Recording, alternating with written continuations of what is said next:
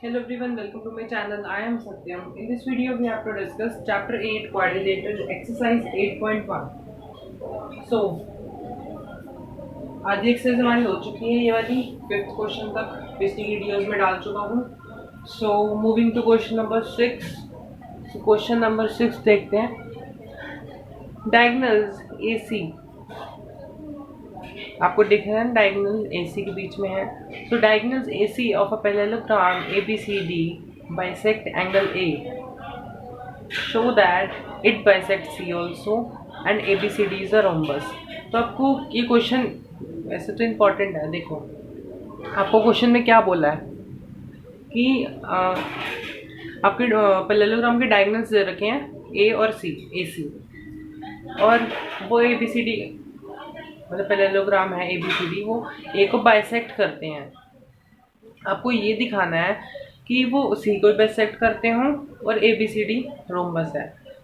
तो यही आपको क्वेश्चन में बोला है कि ABCD आपको एक पैरेललोग्राम दे रखा है जिसमें AC आपका डायगोनल है और एंगल A बाइसेक्ट करता है, और आपको ये दिखाना है कि C भी वो बाइसेक्ट करे और ABCD हो रोम्बस.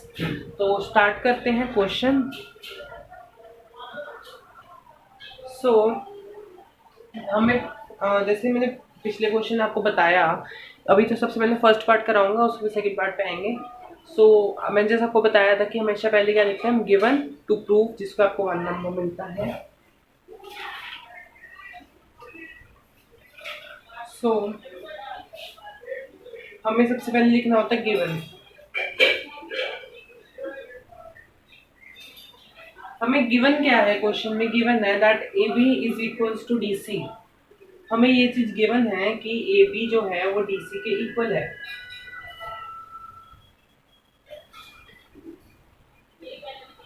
नेक्स्ट उसके बाद हमें होता है कि टू प्रूव.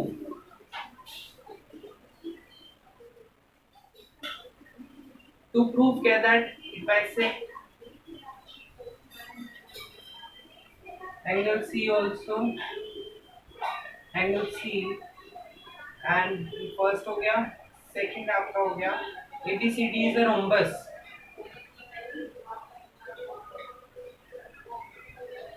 तो ये आपके होगी गिवन टू प्रूव. ये दोनों पार्ट में जाएंगे आपके. ये गिवन टू प्रूव जो हमारा मेन है वो है प्रूफ करने वाला, तो हम वो करते हैं अब. सो आपका जो प्रूव वाला एरिया है, टू प्रूव हटा रहा हूँ, मतलब ये आपको वैसे ऊपर लिखा हुआ है. सो प्रूफ,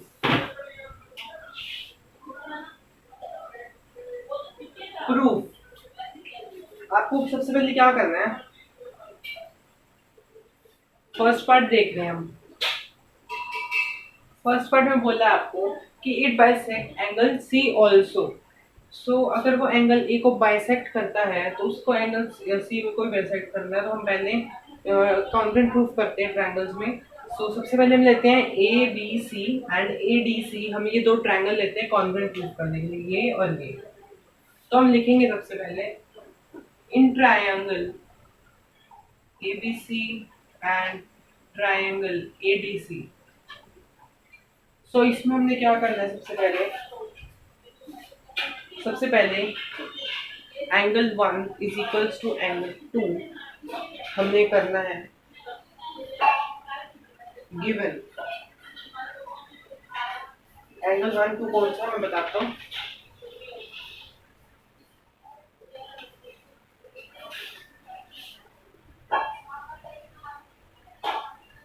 ये गिवन है.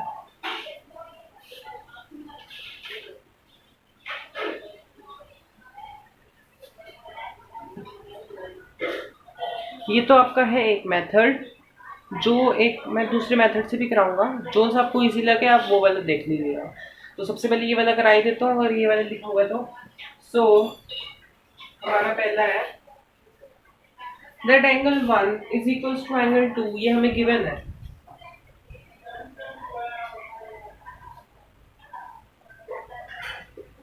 देन जो हमारा देखिए इसमें AC AC A C is equals to A C हमारा इसमें कॉमन है। नेक्स्ट हमारा आता है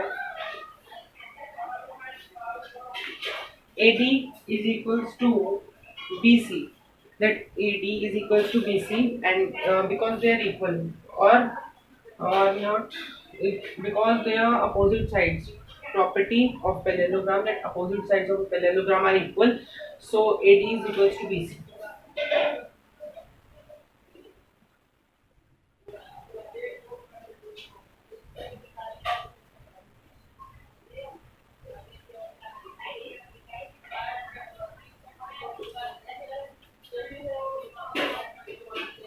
So next,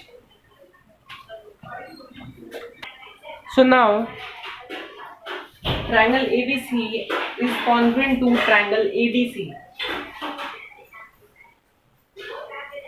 Is congruent to triangle ADC. By which rule? ये दोनों क्या है? ये साइड है दोनों, और ये हमारी क्या है?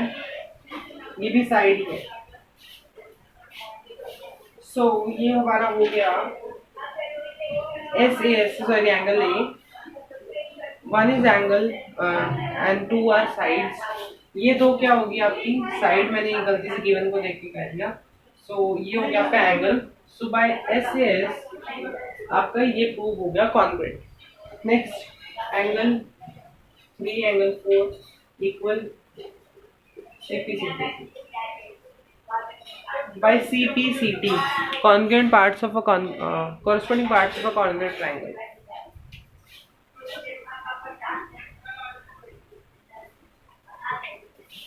So तो ये तो आपका हो गया फर्स्ट पार्ट। अभी इसी फर्स्ट पार्ट की दूसरी चीज देखो।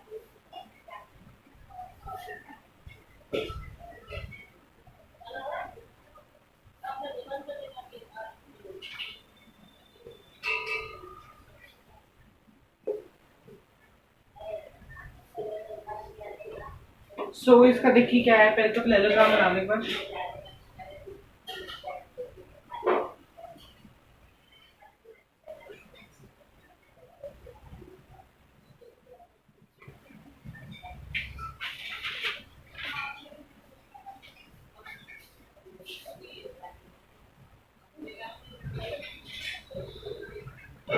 सो देखिए how can we do by second method. So हमें इसमें थोड़ी चीज अलग लेनी पड़ेगी। इसमें हमें जो गिवन टू प्रूव है ना, वो उनसे अलग लेना पड़ेगा दूसरे पार्ट से। तो हमारा गिवन क्या है? सबसे पहले इसमें ओरली बोल रहा हूँ। अब पहले लग रहा हूँ ABCD in which diagonal AC bisect angle A। तो ये हमारा गिवन है। क्या गिवन है? ABCD पैरेललोग्राम में डायगोनल AC एंगल A को बाइसेक्ट करता है। वो तो आपको क्वेश्चन में गिवन है ना, कि तो ये गिवन क्या हो गया हमारा, that parallelogram ABCD bisect angle A, bisect angle A bye diagonal AC। तो याद अब पैरेललोग्राम ABCD इन विच डायगोनल AC बाइसेक्ट एंगल, ये आपको गिवन है। टू प्रूव पता ही आपको इंटरसेक्ट सी आल्सो, ये करना है प्रूफ। तो प्रूफ हमारा देखेंगे। ये हमें पता है that ABCD is a parallelogram. See you know that ABCD is a parallelogram.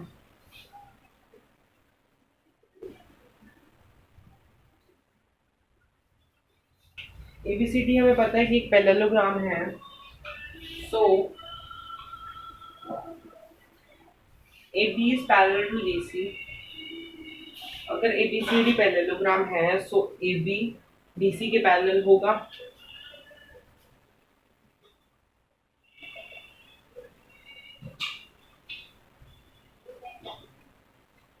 Parallel to DC। Next, now AB parallel to DC and AC intersect them। देखो ABCD एक पैरेललोग्राम था जिसमें AB और DC पैरेलल थे, जिसमें हमारा जो AB parallel है DC के, वो AC को इंटरसेक्ट करता है। They are parallel but they are intersecting। So AB is parallel to BC and AC intersect each other.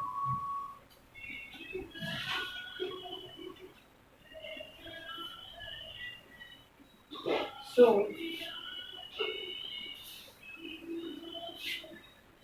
angle 1, angle 3. Angle 1 is equals to angle 3, alternative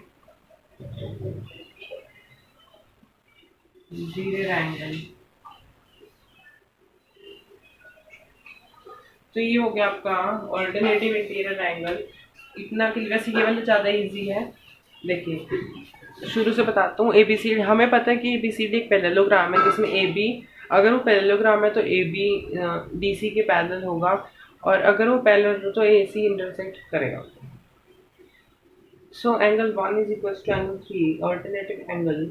again A D is parallel to B C, क्योंकि अब हम दूसरी side ले रहे हैं ना। देखो पहले हमने ली एंगल 1 एंगल 3, मतलब हमने ये वाली साइड ली, तभी तो हमने बोला कि ए बी डी सी के पैरेलल है। अब हम ले रहे हैं एंगल 2 एंड एंगल 4, तभी तो हम ये बोलेंगे कि that A D is parallel to B C. तो ये हो गया एंगल 2, ये हो गया एंगल 4। तो बोलेंगे हम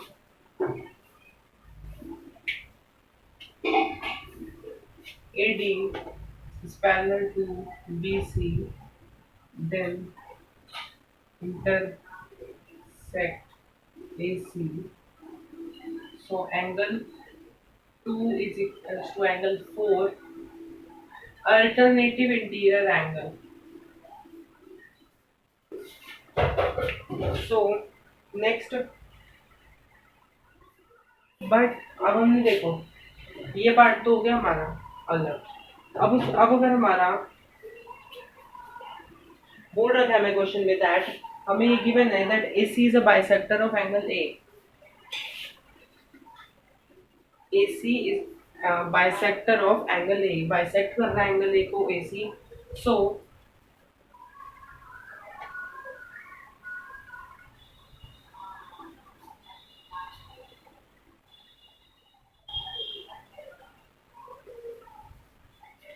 bisector of angle A, then angle 1 is equals to angle 3, angle 1 is equals to angle 2। तो ये दोनों एंगल इक्वल नहीं हो जाएंगे, इसको मान लेंगे हम थर्ड, और जो पहले दो थी उनको हम 1 2 मान लेंगे। इसको मान लेंगे फर्स्ट, इसको मान लेंगे second. Now from first and second, wait a minute.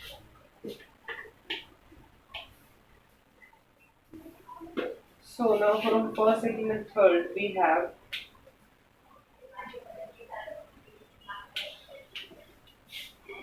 from first, second and third we have angle 3 is equals to angle 4.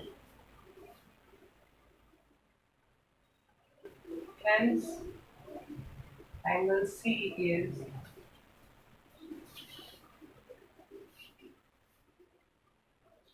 hence AC bisect angles। देखो एंगल 1 और 2 इक्वल थे तो एंगल ए उनको बाइसेक्ट कर रहा था AC। अब angle 3 और 4 इक्वल हो गए तो AC सी को बाइसेक्ट कर रहा है। तो यही हमें प्रूव करना था। ये बहुत छोटा था, वो वाला थोड़ा लंबा था। तो अब हम आते हैं अपने नेक्स्ट पार्ट पे, इसका ही नेक्स्ट। तो इस वीडियो में मैं बस 6th और 7th क्वेश्चन ही लूँगा, बाकी क्वेश्चन नेक्स्ट वीडियो में। So moving to second part. Second part में हमने देखा कि आपको बोल रखा है कि आपको प्रूफ करना है, to prove that ABCD is a rhombus. You have to prove that ABCD is a rhombus. So for that इसके भी वैसे दो मेथड हो सकते हैं, पर मैं आपको एक से ही कराऊंगा, मतलब जो आपको अभी मैंने कराया ना लास्ट में वो चीज़ ही है। तो देखो क्या चीज़ है वो, कि फ्रॉम पार्ट फर्स्ट, हम पहले फर्स्ट से देख रहे हैं। जैसा कि हमने यहाँ लिख देता तो फिर वहां से ले लेना। फ्रॉम पार्ट फर्स्ट, सो जैसा कि हमने करा कि angle one is equals to angle 1 2 3, जो हमने देखा, जो हमने इक्वेशन मार्क करी थी from first second and third, angle one is equals to angle two, angle two is equals to angle three is equals to four, जैसे equal है। तो ये जैसे कि इक्वल है। अगर हम देखें आपके ट्रायंगल में एबीसी में, सो एंगल वन होगा इक्वल फोर के। अगर हम देखें in triangle ABC, then angle 1 is equals to angle 4, then AB is equals to BC, ये और ये इक्वल है। AB is equals to BC, sides opposite equal angles in action, equal angles in a triangle। सो ये हो गया आपका reason. Similarly अगर हम इसमें भी देखें ADC,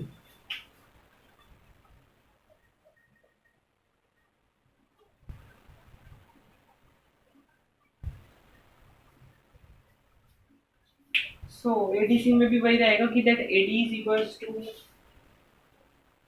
BC, also ABCD पैरेललोग्राम है।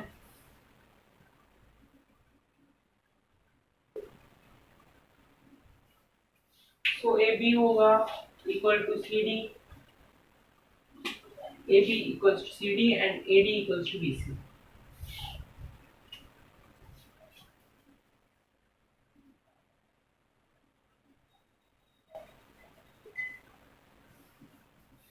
So combining, if we combine all together, wait a minute.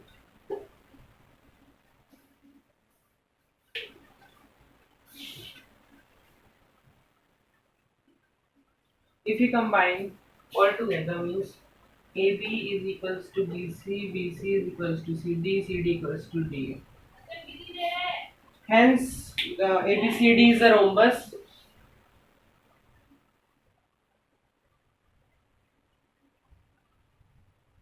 ये हमारा हो गया प्रूफ।